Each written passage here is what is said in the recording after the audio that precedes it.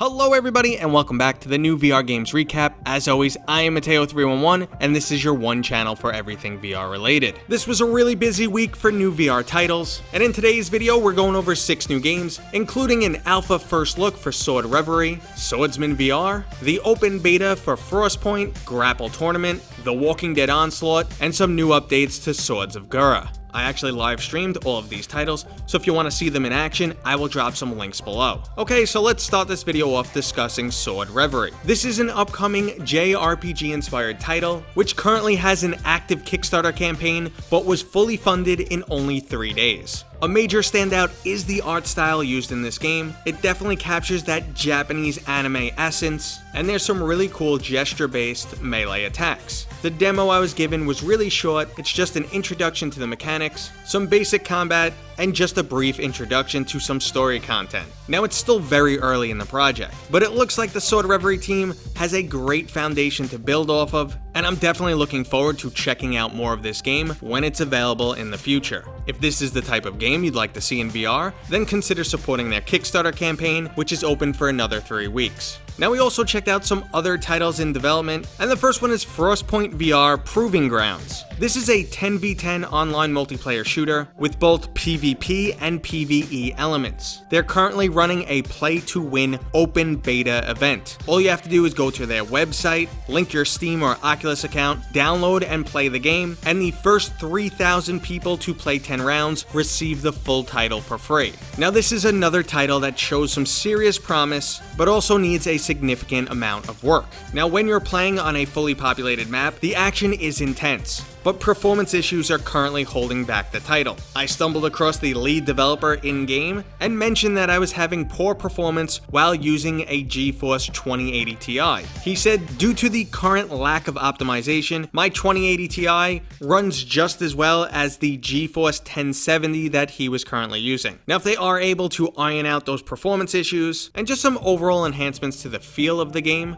this has the potential to be an excellent new shooter that's on a completely different pace than all the other titles currently available. Now the shooter that undoubtedly impressed me the most is Grapple Tournament. Grapple Tournament is an arena shooter clearly inspired by the classic Unreal Tournament, but it kicks it up a notch by allowing you to traverse the map using a grappling hook. You'd expect this to be a motion sickness nightmare for VR, but I found it completely comfortable and the game was butter smooth. The art style is another standout. The Borderlands-esque cell shading just really stands out in VR. Now there are only 2 modes available, which were Team Deathmatch and Free-for-All, and I was only able to play this game offline against bots, but if it runs this well online, there's a good chance this might be my favorite new competitive shooter. Now speaking of competitive arena shooters, we also jump back into Solaris Off-World Combat this week, and I'm actually starting to get a little concerned for that title. I occasionally had to wait a couple minutes to get into a match, players were frequently dropping mid-match, and I even came across some game-breaking bugs. On one round, I had no indicator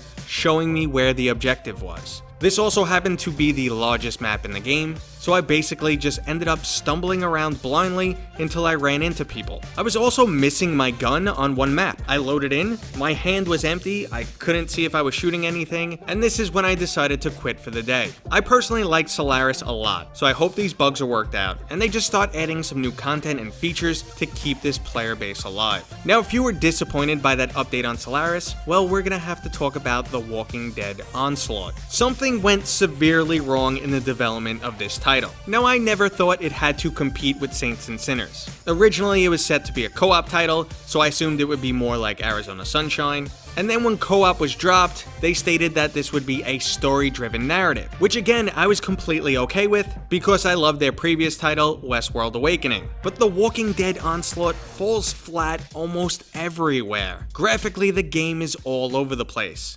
Some of the zombie models actually look quite excellent, but then when you look at Michonne back at Alexandria, she looks excessively cartoony. That story-driven campaign is basically non-existent, and combat is not satisfying at all. This is mainly because guns just suck in this game. Headshots do not kill zombies, yet the starting knife is the best weapon in the game. The tension or fear you'd expect to experience in a zombie game is just non-existent, and you're forced to replay scavenging missions with some of the worst VR mechanics imaginable. You punch or walk into things to open them. It's just such a waste of VR motion controls. And the cherry on top of all of this, I had pretty severe performance issues. The Walking Dead Onslaught was easily my biggest disappointment of the week. And lastly, I jumped back into Swords of Gurrah to get a personal tour of a new beta branch they are currently working on. If you're not familiar with Swords of Gurrah, it's a multiplayer competitive melee title. It features a really unique sword-shattering mechanic, and it's currently the best melee experience that VR has to offer. The title's still in beta, they have a $1,300 tournament running right now, and the developer is extremely committed to creating new content to just build up that player base. In my tour, I got to see new weapons, including a crossbow, new maps, and the development of new game modes, including one where a single player will become a giant, receiving a large HP and damage boost, and all the other players will be small, trying to take him down. There's also some PvE in the works, where players will take on traditional MMO roles, such as tank, DPS, and healer. Now, if you wanted to see this footage or anything else I discussed today, I will include timestamped links to my live streams so you can go back and check it out. Now, speaking of live streams,